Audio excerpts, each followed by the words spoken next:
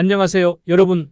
오늘은 유럽 속담에 따르면 토마토가 빨갛게 익으면 의사의 얼굴이 파랗게 된다고 하는데 이는 토마토의 효능이 뛰어나다는 증거입니다. 그러나 주의가 필요한데 올바른 섭취법을 알지 못하면 토마토가 오히려 뇌신경마비나 적혈구 파괴와 같은 부작용을 일으킬 수 있다고 합니다. 이런 문제를 방지하려면 특별한 섭취법을 알아두어야 하는데 독일에서는 3가지 유용한 토마토 섭취법이 있다고 합니다. 또한 토마토의 영양소를 최대한 흡수하기 위한 방법과 100% 순수한 토마토를 즐길 수 있는 조리법도 소개하겠습니다. 자, 이제 한번 살펴보겠습니다. 독일에서는 토마토를 섭취하는데 3가지 방법이 있습니다. 흡수율을 4배로 높이는 방법이 따로 있어 이것만 알면 좋아요. 그리고 토마토를 100% 즐길 수 있는 특별한 조리법도 알려드릴게요. 이제 시작해볼게요. 영국에서는 이를 사랑의 사과, 이탈리아에서는 황금의 사과, 미국에서는 늑대의 사과라고 부르며 이 고귀한 채소는 남미의 잉카 제국에서 비롯되었다고 전해져 세계에서 가장 사랑받는 식재료 중 하나로 손꼽히고 있어요.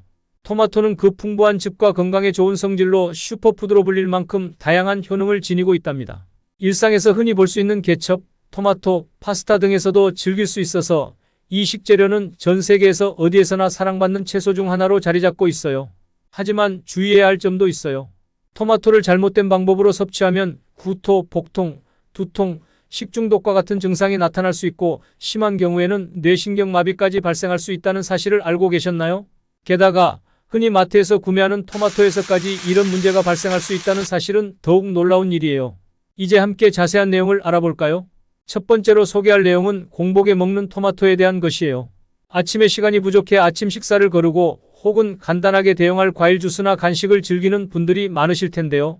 특히 요즘처럼 바쁜 일상에서는 아침을 건너뛰는 경우가 흔한데 이때 토마토를 먹는 분들을 위한 주의사항이에요. 토마토를 공복에 먹을 경우 토마토의 펙틴 성분이 위산과 결합하여 소화가 어려워지고 소화불량과 위궤양을 유발할 수 있어요. 뿐만 아니라 토마토는 위, 식도, 괄약근을 헐겁게 만들어 위염뿐만 아니라 역류성 식도염 증상을 악화시킬 수 있다는 점을 기억해 주세요. 그러니 절대로 토마토를 공복에 섭취하지 않도록 주의하셔야 합니다. 이번에는 두 번째로 알려드릴 토마토 섭취법은 덜 익은 토마토에 대한 주의에 관한 내용이에요.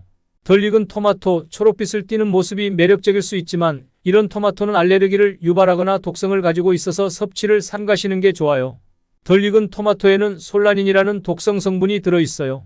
이 솔라닌은 우리가 흔히 아는 감자에서 나오는 독성과 유사한 성분으로 식물이 스스로를 보호하기 위해 만들어지는 살충 성분 중 하나예요. 그런데 이 솔라닌이 체내에 들어오면 적혈구를 파괴하여 빈혈 상태를 유발하고 온몸의 산소 공급이 부족해져 뇌신경마비나 전신마비와 같은 심각한 상황을 일으킬 수 있어요.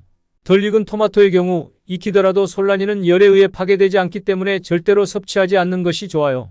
건강을 위해 덜 익은 토마토에 대한 주의를 기억하시면서 올바른 섭취법으로 토마토를 즐겨보세요. 이번에 소개해드릴 3번째 토마토 섭취법은 알레르기와 관련된 주의사항에 대한 내용이에요. 토마토에는 알레르기를 유발할 수 있는 히스타민 성분이 상당한 양으로 함유되어 있습니다. 히스타민은 몸을 침범한 물질에 대응하여 콧물, 재채기 등을 유발하거나 혈관을 확장시켜 백혈구의 이동을 돕는 역할을 합니다.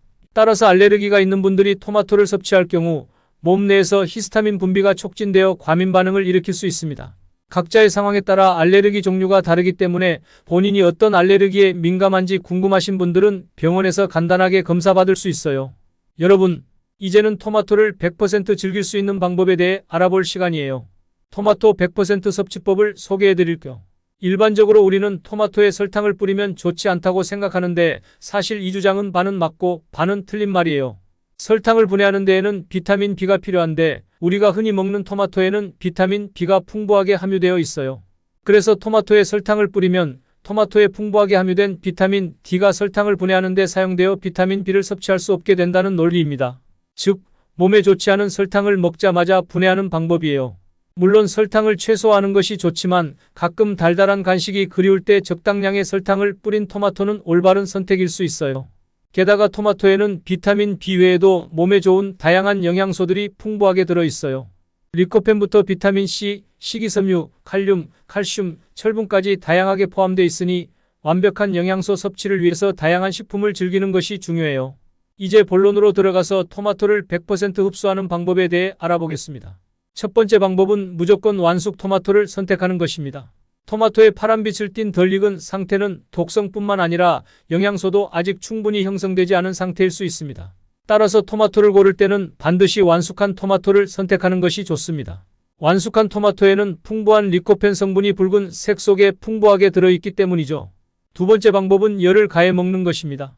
많은 사람들이 열을 가하면 비타민C가 파괴된다고 생각하지만 실제로는 그렇지 않습니다. 뉴욕에서 실시된 실험 결과에 따르면 리코펜 성분은 열을 가하면 흡수량이 2.5배나 증가한다고 합니다. 이는 파괴되는 비타민C보다 더욱 효과적으로 영양소를 흡수할 수 있다는 것을 의미합니다. 또한 비타민C는 다른 음식에서도 충분히 섭취 가능하기 때문에 토마토의 리코펜에 집중하는 것이 좋습니다. 세 번째 방법은 기름과 함께 섭취하는 것입니다. 앞서 언급한 리코펜은 관상동맥 질환, 암 예방, 노화 방지에 탁월한 효능이 있는데 이를 최대한 흡수하기 위해서는 기름과 함께 섭취하는 것이 좋습니다. 리코펜은 지용성 성분이기 때문에 기름에 익히거나 버무리면 몸이 흡수하기 좋은 상태로 변합니다. 삶은 토마토를 먹을 때보다 리코펜을 약 30% 이상 더 흡수할 수 있다고 합니다. 다만 고열의 조리는 오히려 흡수율을 떨어뜨릴 수 있으니 88도 이상에서는 조심해서 조리해주세요. 지금까지 토마토를 섭취하는 방법을 배웠으니 이제는 그 내용을 활용한 토마토 조리법에 대해 알아보겠습니다. 우선 마트에서는 7월부터 9월이 제철이니 이때에 가시면 대부분 제철 토마토를 찾을 수 있습니다. 토마토를 고를 때에는 색이 붉은 빛이 진하고 전체적으로 균일한 것이 좋습니다. 꼭지 부분이 시들하거나 곰팡이가 있는 토마토는 피하시고 멍이 들거나 상처가 난 토마토도 선택하지 않는 게 좋아요. 토마토는 수분이 80% 이상이기 때문에 세균이 빠르게 번식할 수 있습니다. 따라서 멍이나 상처가 있는 토마토는 피해주세요. 좋은 제철 토마토를 구매했다면 이를 상온에서 보관하는 것이 좋습니다. 토마토는 낮은 온도에서는 숙성이 되지 않기 때문에 햇빛이 들지 않는 실온에서 보관하면 맛있고 신선한 토마토를 즐길 수 있어요. 다만 저장 온도가 30도를 넘어가면 영양소 파괴가 발생할 수 있으니 조심하세요. 이제 본격적으로 토마토를 이용한 조리법을 알려드리겠습니다. 먼저 토마토를 세척하고 꼭지를 제거한 후 냄비에 넣어 끓입니다. 이때 물을 넣지 않는 것이 좋아요. 물을 넣지 않아도 토마토가 타거나 영양소가 파괴되지 않습니다. 끓기 시작하고 일정 시간이 지나면 토마토의 껍질이 벌어지고 물기가 발생할 것입니다. 이후 물기를 확 날려주면 됩니다. 완성된 토마토와 국물을 용기에 담아 냉장 보관하면 되고 일주일을 넘게 보관해야 한다면 냉동하시면 됩니다. 이렇게 만들어둔 토마토 베이스는 활용도가 높아 여러 요리에 활용할 수 있으니 많이 만들어 두시면 편리하게 활용할 수 있을 겁니다. 이번에는 방금 만든 토마토 베이스로 간편하게 토마토 주스를 만들어 보겠습니다. 2알 정도의 토마토와 국물을 떠서 믹서기에 넣어줍니다. 껍질은 제거하지 않는 것이 좋아요. 토마토 껍질에는 카로티노이드가 풍부해서 폐 기능 개선, 노화 방지, 심장병 예방, 시력 보호, 당뇨, 합병증 감소, 면역력 강화 등의 효능이 있습니다. 그래서 껍질까지 드시는 게 좋습니다. 2알 정도를 믹서기에 넣고 소금 한 꼬집, 올리브유 한 스푼 정도를 넣어주고 곱게 갈아주시면 간편한 토마토 주스가 완성됩니다. 하지만 맛은 건강한 맛이기 때문에 조금 색다른 맛을 원하신다면 호불호가 생길 수 있습니다. 어린아이나 단맛을 선호하시는 분들은 영양소를 조금 포기하고 꿀이나 설탕을 넣어 드시면 단맛이 나서 더욱 맛있어집니다. 소금 대신 꿀이나 설탕을 넣는다고 해서 몸에 안 좋은 주스가 되는 건 전혀 아니니까 기호에 맞춰서 즐겨보세요. 스트레스 받지 마시고 맛과 건강을 동시에 챙겨보세요. 마지막으로 방금 만든 토마토 베이스를 활용해 간편하게 토마토 볶음을 만들어 볼게요. 베이스 4알 정도와 국물을 프라이팬에 올리고 기름을 두르기만 하면 훌륭한 요리가 완성돼요. 이걸 활용해서 계란을 같이 넣고 볶아 토마토 계란볶음밥을 만들거나 파스타, 면을 같이 넣어 토마토 파스타를 만들어도 좋아요. 토마토 볶음은 육류와 아보카도와의 궁합이 가장 좋아요. 토마토에 부족한 영양소를 육류와 아보카도가 고르게 함유하고 있기 때문이에요.